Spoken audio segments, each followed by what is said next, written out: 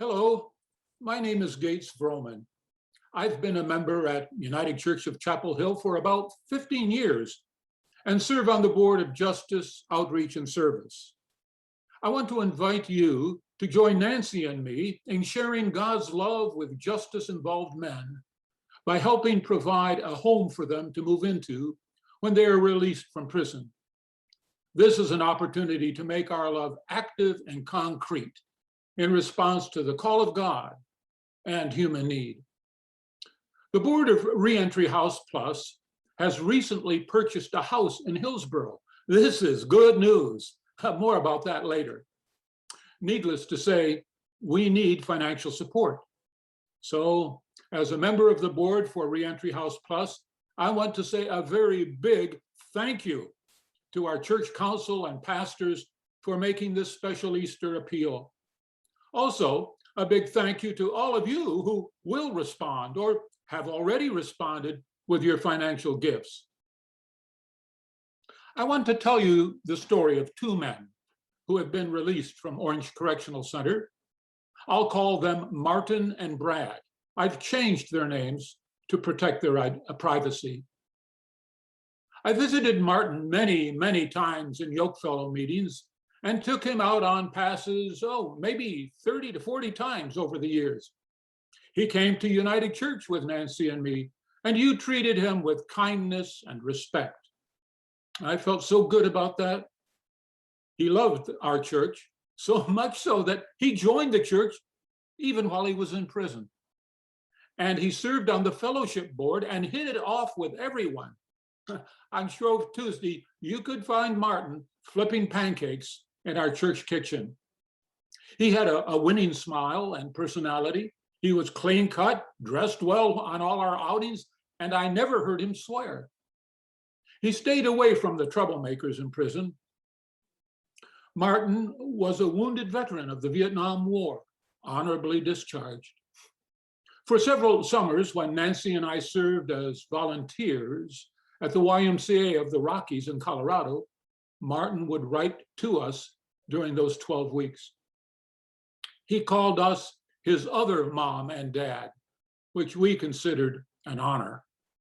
As Martin finished his time in prison, he thought he had a place to live with an older man, a good friend, whom he called uncle, but was not a blood relative. Then just a week before his release, that housing arrangement fell through. And Martin ended up at a government-run reentry house in Greensboro. Nancy and I visited him twice while he was there. His daughter and niece lived in the area, and we met them and shared meals together. But the reentry house in Greensboro was not a good place. I saw it for myself. It was fairly large and looked like a fourth-class hotel. Men laid around in the lobby, zonked out, glassy-eyed, staring out into space. The place smelled of urine and cigarette smoke. It was dirty, dimly lit, and painted in some institutional color. I hated to think of Martin trying to find a job and make a go of it while living there. As it turned out, he did not make it. I think he might have gotten hooked on drugs, maybe not. But one afternoon, I got a call from him. He was crying. He said he had been diagnosed by the doctor as bipolar. He wanted me to know. And he didn't know what was going to happen to him. I didn't hear from him again until, fast forward several years to last year. I got a phone call. Gates, is that you? Yes. I wasn't sure who was calling. This is Martin. Now I recognized his voice. Martin, oh man, how are you? It's so good to hear your voice, Martin said. Oh, this is really good hearing your voice. How you doing? Where are you? I asked. I'm okay. I'm just so glad to hear your voice again. The call continued like that until I gotta go now. So good to know you're there. So good to hear your voice. And that was it. I did not find out where he was or anything else.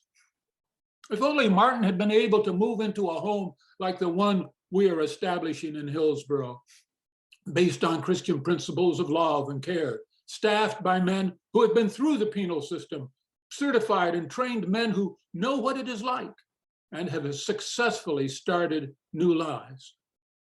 If only there had been a Reentry House Plus for Martin when he got out. The second man, Brad, did have a reentry house waiting for him when he was released. I was at the end of the prison driveway with a suitcase of clothing to meet him the day he got out. So the staff at Grace House in Durham helped Brad find a job as an electrician's assistant. They helped him get his driver's license and needed social services. I found him a free reconditioned computer.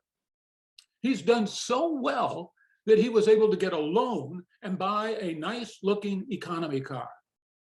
We had coffee together a week ago, and I learned he is now the manager of 4 reentry houses for men recently released from prison. Brad and I had visited together for a couple of years at Yokefellows before his release, and we had gone out on a few passes. I was always impressed with his savvy in navigating the penal system. He took college-level courses while in prison, kept his nose clean, and did a lot of networking among the Yokefellow volunteers. He developed something of a support system by the time of his release. His deep, gravelly voice exudes an air of confidence and authority. So I was not surprised to learn that he had been in law enforcement and also served in the military. Martin and Brad, 2 men, 2 different stories, different outcomes because of the availability of housing when they got out of prison. So let me say a few words about what your special gifts will provide. On a large lot in a residential community, a brick ranch home for 5 men recently released from prison. The house currently has 3 bedrooms and 1.5 baths. The kitchen and main bath have been updated. The house has new windows and doors. It's located within walking distance of a shopping mall and bus stop.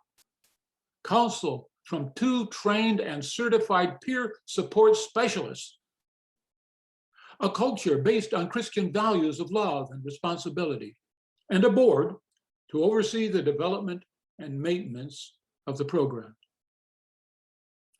Reentry House Plus also provides something for us at United Church, a way to live out our Christian faith with commitment and self-giving, an invitation to feel the spiritual joy of joining with Jesus and proclaiming release to the captives, an opportunity to leave a legacy that will live on in changed lives as men get a second chance at a faithful, meaningful, and productive life.